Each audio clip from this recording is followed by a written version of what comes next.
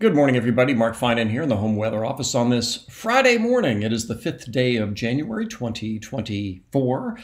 We've made it through the first week of 2024. Yeah, the year's just flying by, just 51 more weeks to go.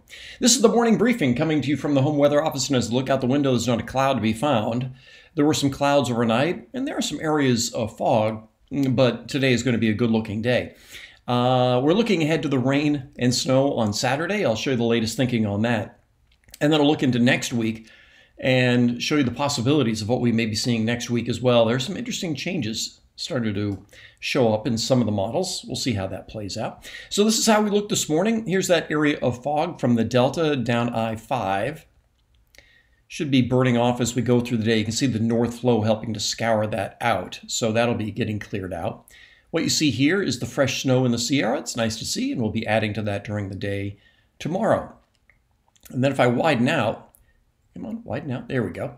It's the system up here that's going to drop down our way and carry in some colder air that will eventually bring us the rain and snow during the day tomorrow. So let's get to the HRRR, a nice high resolution model. So I really like this model at this far out. It only goes out 48 hours, so you can't look at this really far in advance, but once the system is within 24 or 48 hours, it's starting to do a really good job for us here in Northern California.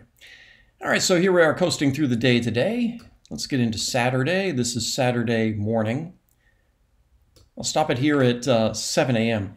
If anything, this model is a little bit slower by a couple of hours from what we were looking at yesterday, and also a couple of hours slower from what the models were, some of the other models are showing too, but only by a couple of hours.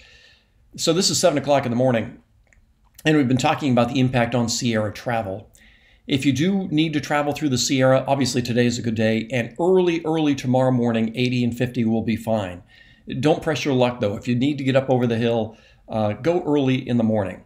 I'm not saying the road tomorrow is going to be closed. It's just if you head to Reno today from Sacramento, it takes you, what, a couple of hours, something like that?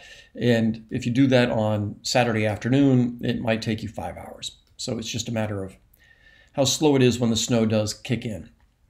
This is 11 o'clock in the morning. We are seeing some snow in the Sierra. Yeah, this is quite a bit slower than what we were looking at yesterday. This is 2 o'clock in the afternoon. A little band of rain will go through the valley. Now, we're going to go through a lot of tomorrow in the valley dry, and we're only going to see 1 or 2/10 of an inch of rain. And some areas may even miss the rain. And on the west slope, it is going to be starting as the snow will be starting around 4,000 feet. But as colder air moves in with this little front, this little line right here, there's colder air behind it, it will drop the snow level. Now, I think there's still going to be accumulating snow at 3,000 feet and higher. And by that, I mean, if you're at 3,000 feet, you may get an inch of snow.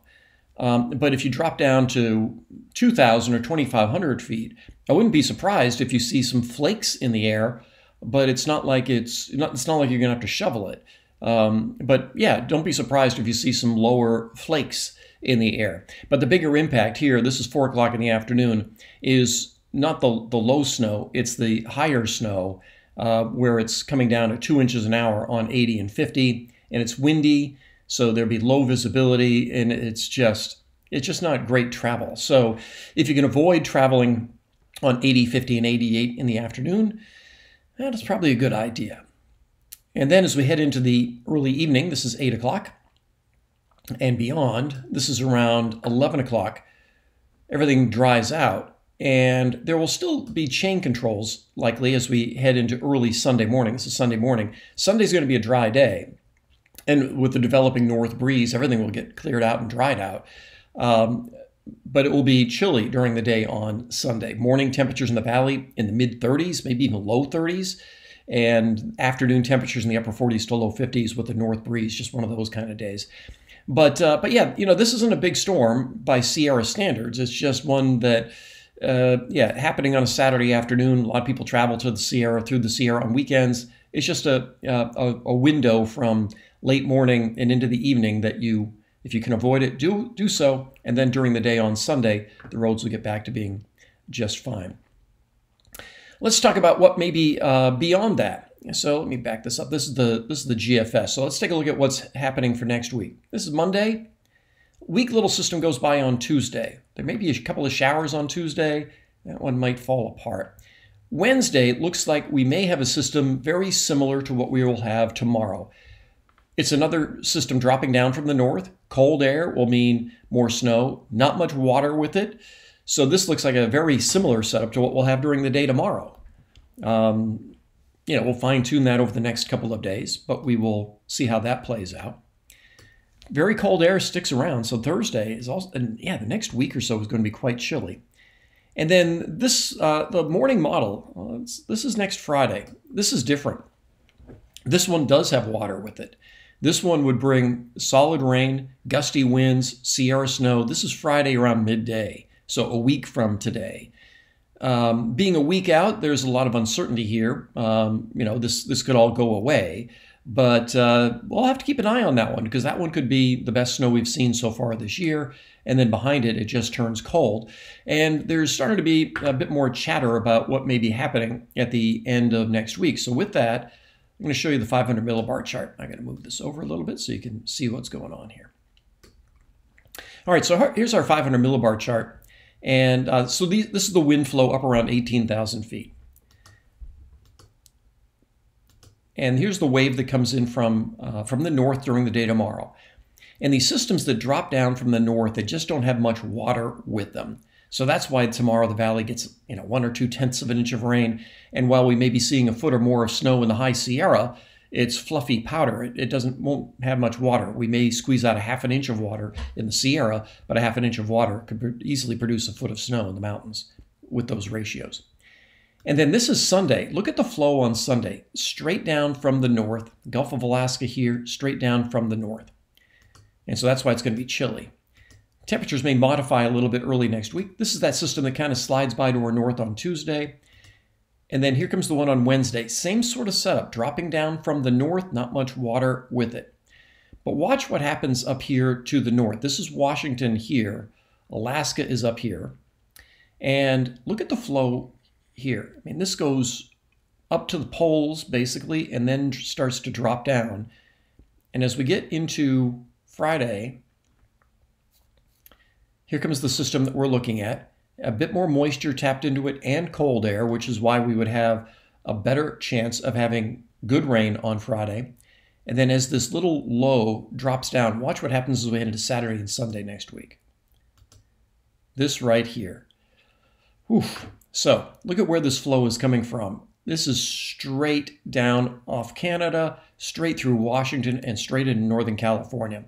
When we get flow off the Pacific, even from the north or from the Gulf of Alaska, it tends to be, it's cold, but it's not that cold. Our coldest air is when our flow comes off of Canada, so you don't have any modification from relatively warmer air, warmer water.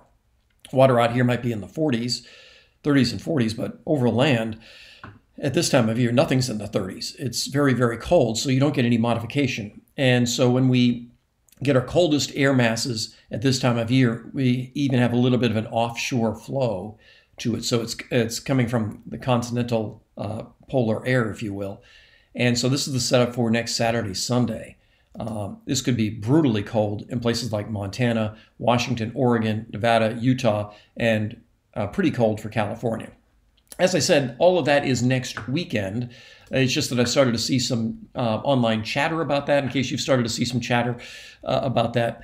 One thing to keep in mind is, it's a week away, and things can change. We've seen that happen, especially this time of year. We're such a dynamic pattern.